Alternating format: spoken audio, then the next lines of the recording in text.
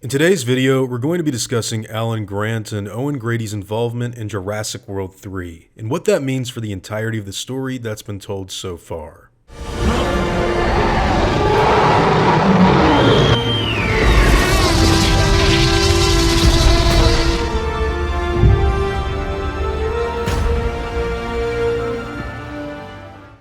Hey guys, hope you're all doing well. Today, we'll be taking a look at two specific characters in the Jurassic Park franchise, as well as their importance to the development of what's happened in the films. When you talk about characters like Owen Grady and Alan Grant, it's pretty natural to bring up a certain something that the two have in common, and that, in my opinion, would have to be the character's interest and experience with Velociraptors. In the two trilogies, we see a clear difference in the relationship that these humans have with those prehistoric beasts. And I think the next chapter in the film series could really do a lot of unique and interesting things if it examines that difference in its story.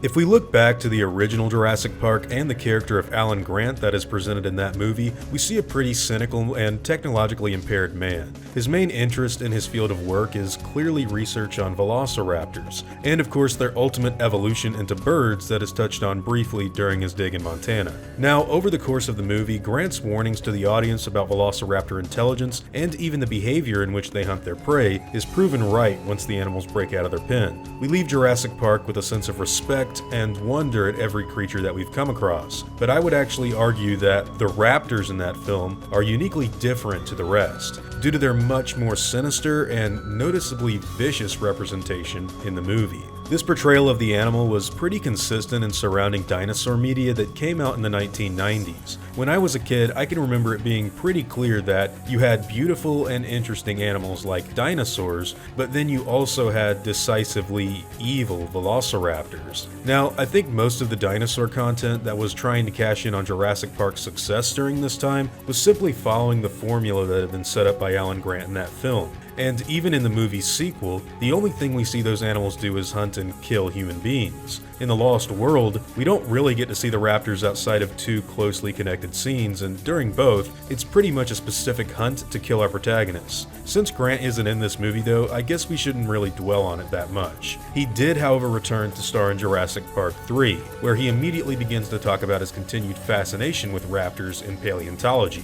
In fact, in JP3, he seems to be even more dialed in on their behavior and communication skills, specifically in his further research. Now, I know this may sound like heresy to some, but I actually credit Jurassic Park 3 as the first film in the franchise to seriously treat these animals like animals. And my reason for doing so stems directly from their different representation in that film. For the first time in the whole series, we see them do something other than violently kill human beings. After Billy steals some of their eggs, they're given a legitimate and even sympathetic motive to hunt our characters down. Couple that with the examination in their communication skills, and you've got a pretty interesting take on what had previously just been a big brain with sharp claws and bloody teeth. Alan Grant also says something that I find very interesting in this film during the riverboat scene. When reflecting on the perceived death of Billy, Grant opens up to Eric Kirby about the differences between the two in their line of work. He calls this comparison the difference between the astronomer and the astronaut, with the astronomer being the normal paleontologist who only wants to study these creatures in rock and bone, while the astronaut was much more interested in venturing out and meeting them in the real world.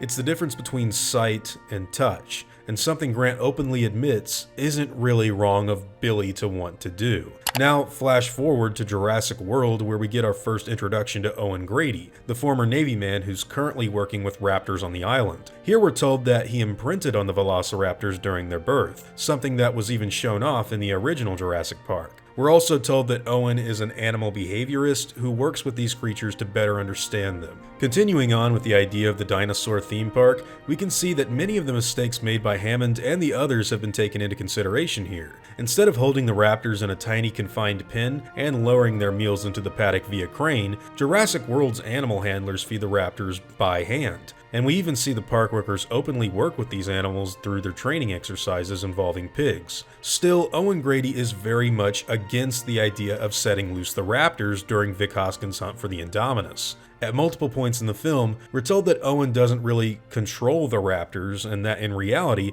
they aren't safe at all. His job is to specifically improve the relationship between humans and raptors that had most certainly been terrible in the previous movies. He notes their incredible intelligence and shows a level of respect towards them that is given back mutually due to his training. Their bird-like imprinting and possibly even the daily exposure is likely to be the cause of such tremendous breakthroughs. Now, in Jurassic World Fallen Kingdom, we're shown even more history that Owen Grady has with the raptors. At an early age, it's clear that the animals showed both extreme intelligence as well as blatantly vicious and sinister behavior. Had it not been for Blue being cloned with an experimental empathy trait, all of Grady's imprinted raptors would probably have treated him far differently in the long run. So, this far into the story, we're given two uniquely different characters. One who has spent his adult life studying the animals by digging up fossils in Montana, and one that has dedicated his time to working with the creatures from birth in an optimized setting. And since it's now confirmed that both characters will indeed return for the next Jurassic World movie,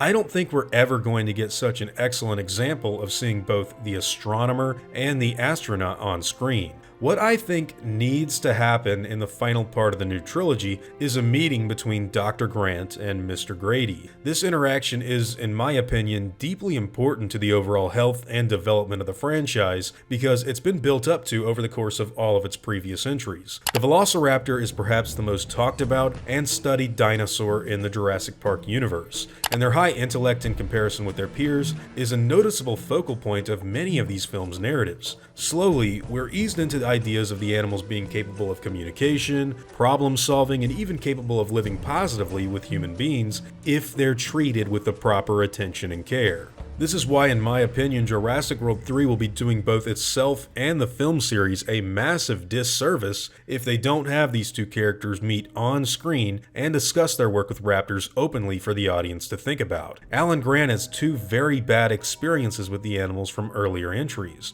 yet he still finds these dinosaurs to be extremely fascinating after each encounter. Owen Grady has been brought into raptor research after the mistakes from the first park were well documented, and his continued behavioral studies with them have proven to be major breakthroughs. If you put both Sam Neill and Chris Pratt in the same room together to have a conversation on their combined research, I think you have the recipe for an incredibly compelling idea, and one that would both honor all of what's come before, as well as doing something very new. But hey, these are all just my own thoughts on the subject matter. What all of you guys think about this stuff? Do you think a meeting between Alan Grant and Owen Grady is important for Jurassic World 3? And if so, why? Whatever your own thoughts and opinions happen to be, I'd love to hear them in the comments down below. Now before I go, I'd like to thank all of my game wardens, as well as all of my InGen executives.